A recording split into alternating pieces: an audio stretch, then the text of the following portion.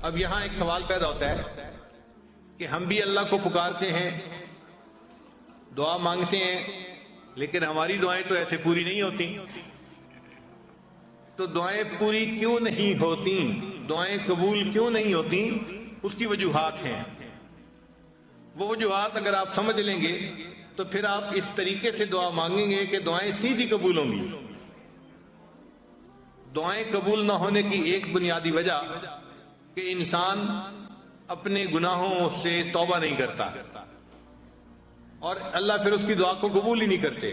ہم گھروں میں دیکھتے ہیں جو بچہ پڑھائی اچھی کرتا ہو، اچھا گریڈ لیتا ہو، ماں باپ کی فرما برداری کرتا ہو، اگر یہ بچہ کبھی کوئی چیز مانگے تو آدھا کہے ہم اس کو چیز لے کے دے دیتے ہیں. اور جو بچہ ضدی ہو، ماں باپ کا نافرمان ہو، اور گریڈ بھی اچھے نہ آتے ہو اور ماں باپ کو پریشان کرتا ہو، یہ بچہ اگر کہے نا کہ مجھے فلاں لینا ہے، باپ سنی انسنی کر دیتا ہے. اسی طرح جو بندہ اللہ کے نافرمانیاں کرتا ہے، اللہ اس کی سنی انسنی فرما دیتے ہیں. تو پہلی وجہ دعائیں قبول نہ ہونے کی اپنے گناہ ہیں.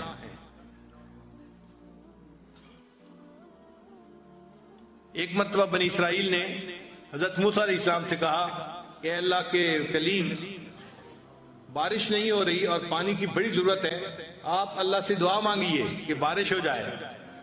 تو موسیٰ علیہ السلام نے دعا شروع کر دی، ربنا اغفر لنا ربنا اغفر لنا ربنا اغفر لنا.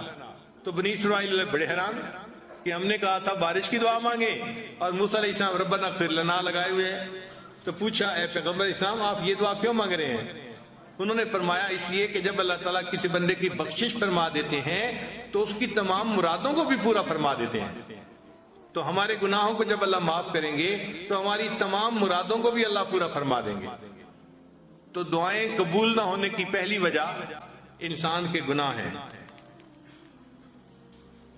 اس لیے جو بندہ حرام کپڑے پہنتا ہے، حرام مال کھاتا ہے، وہ اگر بیت اللہ کے ساتھ لپٹ کے بھی دعا مانگے تو حدیث میں آتے ہیں اللہ اس کی دعا کو قبول نہیں فرماتے. وہ ملبسہ حرام، اس کا لباس حرام کا تھا، اس کا کھانا حرام کا تھا، اس کی دعا کو کیسے قبول کیا جاتا؟ تو حرام مال جس میں سود شامل ہو، جس میں لوگوں کا حق شامل ہو، تو ایسا حرام مال جو ہے اس والے بندے کی دعا قبول نہیں ہوتی. تو ہمیں چاہیے کہ ہم حلال کا اہتمام کریں تاکہ ہمارے اٹھے ہوئے ہاتھوں کو اللہ قبول فرما لے. اور ایک تیسری وجہ بھی ہے کہ اللہ تعالیٰ کئی مرتبہ بندے کی دعا کو فوری قبول نہیں کرتے، صرف یہ دیکھنے کے لیے کہ یہ میرا بندہ پکا ہے یا کچا ہے. دیکھیں ہم بازار میں جاتے ہیں نا تو مٹی کے برتن خریدتے ہیں تو لوگ اس کو ٹھونک بجا کے دیکھتے ہیں کہ پکا ہے یا کچا. بتائیں کہ چند کوانچے کا برتن ہے، اس کو بھی دیکھ رہے ہیں پکا ہے یا کچا. تو اللہ نے بندے کو اپنی جنتیں عطا فرمانی ہوتی ہیں، اللہ بھی بندے کو دیکھتے ہیں کہ بندہ پکا ہے یا کچا. تو اگر ایک دفعہ دعا مانگی قبول نہیں ہوئی تو پھر مانگے، قبول نہیں ہوئی تو پھر مانگے. ہم اپنے گھر میں نہیں دیکھتے، چھوٹا بچہ ماں سے کوئی چیز مانگتا ہے تو شروع میں ماں کہہ دیتی ہے میں نے نہیں دینی، تو وہ چپ نہیں ہو جاتا، وہ پھر امی کا جو ہے وہ دامن پکڑ لیتا ہے اور رونا دھونا شروع کر دیتا ہے. اس کو احساس نہیں ہوتا کہ میرے دائیں کون ہے، بائیں کون ہے، کون دیکھ رہا ہے، کون سن رہا ہے. وہ سب سے بے نیاز ہو کے بس اپنی امی کے لپٹ جاتا ہے اور مانگ رہا ہے، امی دے دیجئے دے دیجئے دے دیجئے. وہی ماں جس نے تھوڑی دیر پہلے نہ کی تھی پھر اس بچے کو بالآخر کہتی ہے کہ اچھا رو نہیں، میں تمہیں دے دیتی ہوں.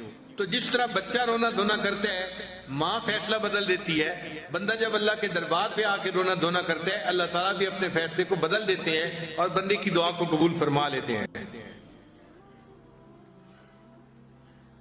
کئی دفعہ دعا مانگتے ہوئے انسان کو دعا مانگنے کا سلیقہ نہیں آتا ہوتا.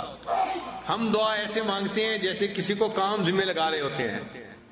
صبح صبح افسر آتے ہیں نا دفتر میں تو وہ کام ذمہ لگاتے ہیں، انجینئر کو کہتے ہیں آپ یہ کر لینا، سپروائزر کو کہتے ہیں یہ کر لینا، اکاؤنٹس والے کو کہتے ہیں کہ اس کام کو دیکھ لینا، سیکورٹی والے کو کہتے ہیں تم اس کام کو دیکھ لینا. وہ کام ذمہ لگا رہا ہوتا ہے. ہم بھی دعائیں اسی طرح مانگتے ہیں جیسے اللہ کے ذمہ لگا رہے ہیں کام.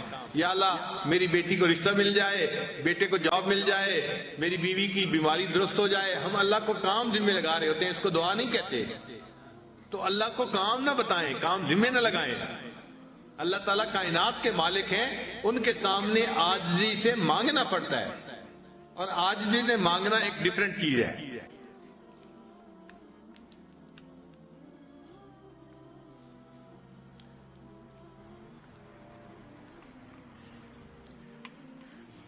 اور کئی مرتبہ دعا مانگنے والا دعا تو مانگ رہا ہوتا ہے مگر دل میں غفلت ہوتی ہے،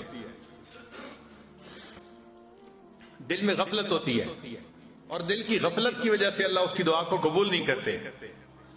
چنانچہ حضرت موسیٰ علیہ السلام ایک دفعہ جا رہے تھے، حدیث پاک میں ہے، ایک چرواہا بڑا مانگ رہا تھا اللہ سے دعا،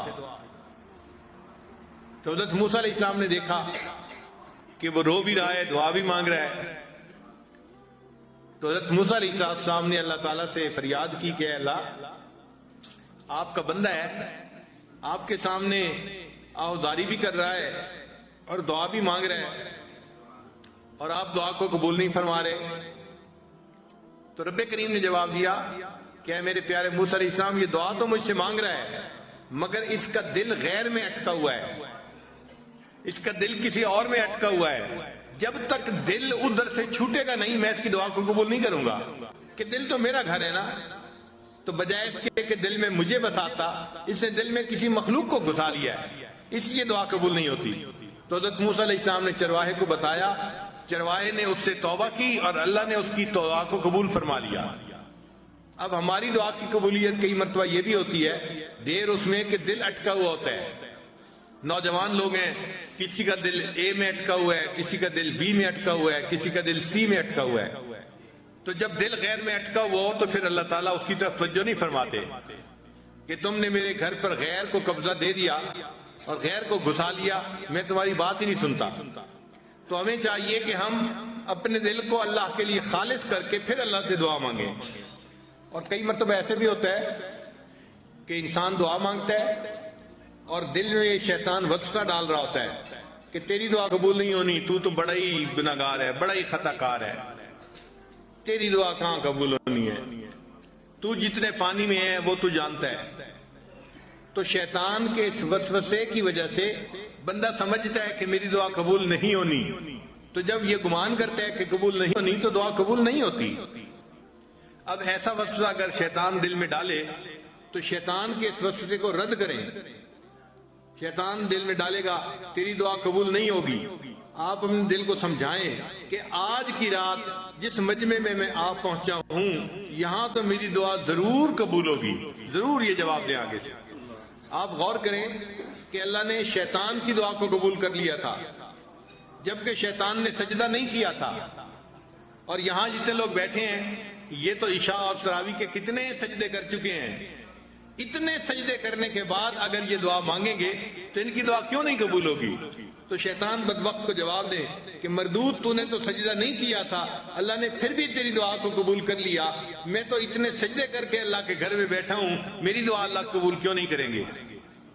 اور اس کو پھر یہ بھی جواب دیں کہ دیکھیں اللہ نے تو تمہیں اپنے دربار سے دھتکار دیا تھا، فخرج منہا، نکل جا یہاں سے، تو تجھے تو گھر سے نکال دیا تھا، پھر اللہ نے تیری دعا کو قبول کر لیا، اور مجھے تو اللہ نے گھر سے نکال کے اپنے گھر میں پہنچا دیا ہے، میں تو اللہ کے گھر میں بیٹھا ہوا ہوں، تو گھر میں بیٹھے کی دعا اللہ کیوں نہیں قبول فرمائیں گے؟ تو اس لیے شیطان اگر یہ وسوسہ ڈالے تو اس کو جواب دیں کہ بدبخت تیری دعا قبول ہو گئی تھی تو میری یقیناً قبول ہوگی، میں تو کلمہ پڑھنے والا ہوں، میں تو اللہ سے محبت کرتا ہوں، مان لیا کہ میرا نفس جو ہے مکار ہے اور تو میرے نفس کو گناہوں پہ ابھار دیتا ہے اور میں گناہ کرتا ہوں، لیکن میں اس پر نادم ہوں، شرمندہ ہوں، اس لیے تو میں اللہ سے معافی مانگنے کے لیے آیا بیٹھا ہوں۔ تو اللہ تعالیٰ کسی بندے کی دعا کو رد نہیں فرمائیں گے۔ ویڈیو کے نیچے سبسکرائب کے بٹن پہ کلک کریں، بیل کے آئیکن پہ کلک کیجئے تاکہ ہر نئی ویڈیو کی نوٹیفیکیشن آپ کو مل جائے، اور تھمز اپ کا بٹن دبا کر اس ویڈیو کو لائک کریں۔